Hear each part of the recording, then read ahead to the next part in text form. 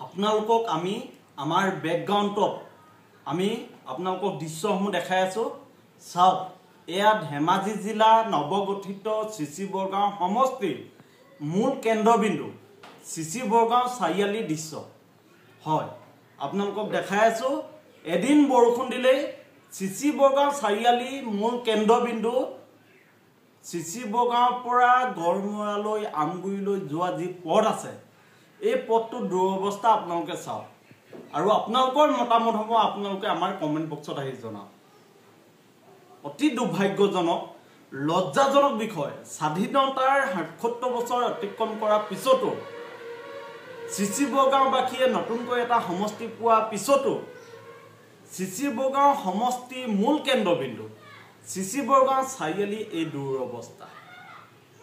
আমি বিভিন্ন সময়ত সচেতন যুৱক হিচাপে, ৰাজহুৱা কৰ্মী হিচাপে আমি চৰকাৰখনক আবেদন নিবেদন আৰু আন্দোলন কৰি আছিলোঁ যে চিচি বৰগাঁও উন্নয়ন কৰিব লাগে, চিচি বৰগাঁৱত থকা অফিচ কাছাৰীসমূহ চিচি বৰগাঁৱতে থাকিব লাগে, চিচি বৰগাঁও যিসমূহ অনুন্নত ৰাস্তা পদূলি আছে, যিসমূহ জৰাজীৰ্ণ ৰাস্তা পদূলি আছে, সেই ৰাস্তা পদূলিসমূহ নিৰ্মাণ কৰিব লাগে আৰু যিসমূহ আমাৰ ৰাজহুৱা খণ্ডৰ শিক্ষা ব্যৱস্থা আছে, অৰ্থাৎ যিসমূহ জৰাজীৰ্ণ চৰকাৰী বিদ্যালয় আছে, এই বিদ্যালয়সমূহৰ আন্তঃগাঁথনি উন্নয়ন কৰিব লাগে।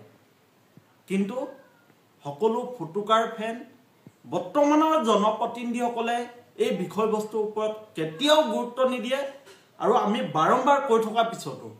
গতিকে আপোনালোকক আমি এই দৃশ্য দেখাইছোঁ।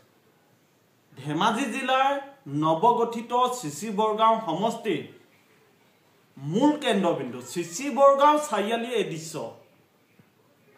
গতিকে আপোনালোকে আপোনালোকৰ মতামতসমূহ জনাওক যে স্বাধীনতাৰ ৭৭ বছৰ অতিক্ৰম কৰাৰ পিছতো আমাৰ অসমৰ ভূমিপুত্ৰসকল, খিলঞ্জীয়া, ভূঞা, চুতীয়া, আহোম মানুহসকল কেনেকুৱা এটা পৰিৱেশত বসবাস কৰিছে। বিশেষকৈ আমি ধেমাজি জিলাত আমি সংখ্যালঘু হৈ থকাৰ যি বুকুৰ বেদনা, সেই বেদনা আমি মৰ্মে মৰ্মে উপলব্ধি কৰোঁ। গতিকে ৰাইজে বিচাৰ বিশ্লেষণ কৰিব। আমি পুনৰ আপোনালোকৰ জৰিয়তে কেৱল এই ভিডিঅ'টো দেখাইছোঁ আৰু ভিডিঅ'টো দেখাই আপোনালোকৰ পৰা আমি পৰামৰ্শ বিচাৰিছোঁ সঁচা অৰ্থত চিচি বৰগাঁও উন্নয়নৰ বাবে আমি কি কৰিব লাগিব।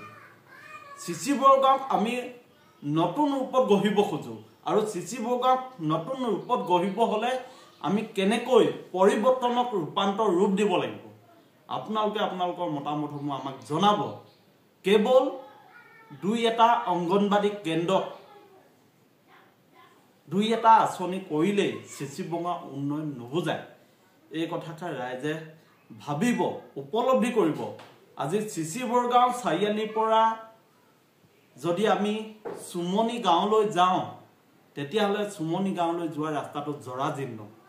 আজি চিচি বৰগাঁও অঞ্চলৰ যদি বৰচুক অঞ্চলটো চাওঁ, তেতিয়াহ'লে বাৰিষা বৰচুক অঞ্চললৈ যাব নোৱাৰা কোনো পৰিৱেশ নাথাকে, জৰাজীৰ্ণ ৰাস্তা পদূলি জৰাজীৰ্ণ।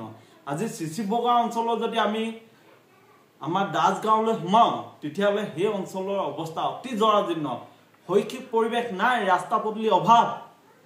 ঠিক তেনেকৈ যদি আজি চৌখামটিং চাৰিআলিৰ পৰা আমি মেচু হৈ যদি চিলাপথাৰলৈ যাওঁ, ৰাস্তা জৰাজীৰ্ণ। আজি পুকীয়া তিনিআলিৰ পৰা যদি আমি চিলাপথাৰলৈ যাওঁ, তেতিয়াহ'লে ৰাস্তা জৰাজীৰ্ণ। আজি আমাৰ বিভিন্ন অঞ্চল, আজি বেতনীপাম পঞ্চায়তৰ অন্তৰ্গত যদি আমি বিভিন্ন ৰাস্তাসমূহত সোমাওঁ, গাই নদী মথাইদিয়ে হওক, বাৰতী অঞ্চলই হওক, বেতনীপাম অঞ্চলই হওক, তেতিয়াহ'লে সেই ৰাস্তাবোৰ জৰাজীৰ্ণ। আজি নীলক অঞ্চললৈ যদি যাওঁ, নীলক অঞ্চলৰ ৰাস্তাসমূহ জৰাজীৰ্ণ। তাত যিধৰণে আমাৰ বিদ্যালয়সমূহত শৈক্ষিক পৰিৱেশ গঢ়িব লাগে, গঢ়িব পৰা নাই। ঠিক তেনেকৈ আজি যদি চিৰপানী পঞ্চায়তত আহোঁ, চিৰপানী পঞ্চায়তৰ আপোনাৰ লালুং তিনিআলিৰ পৰা আমি কেৰেকণীলৈ যোৱা যি পথ আছে, আটাইতকৈ জৰাজীৰ্ণ। ঠিক তেনেকৈ আপোনালোকে যদি এই কামচি অঞ্চললৈ যায়, কামচি অঞ্চলৰ পৰা আপোনাৰ যদি সেই দ কামচি বা ভিতৰ অঞ্চললৈ যদি আমি সোমাই যাওঁ, তেতিয়াহ'লে তাৰ পথ জৰাজীৰ্ণ।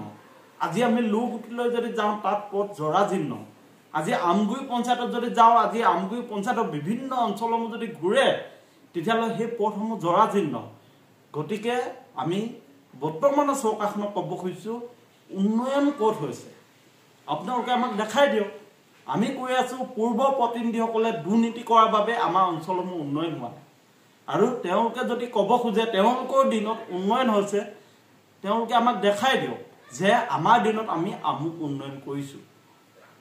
গতিকে আমি ক'ব খুজিছোঁ দুৰ্নীতিমুক্ত এখন সমাজ গঢ়িবৰ কাৰণে উন্নয়নৰ সপক্ষে আমি নতুনত্ব আনিব খুজিছোঁ আৰু এই নতুনত্বক আমি পৰিৱৰ্তন কৰি ৰূপান্তৰ ৰূপ দিব খুজিছোঁ।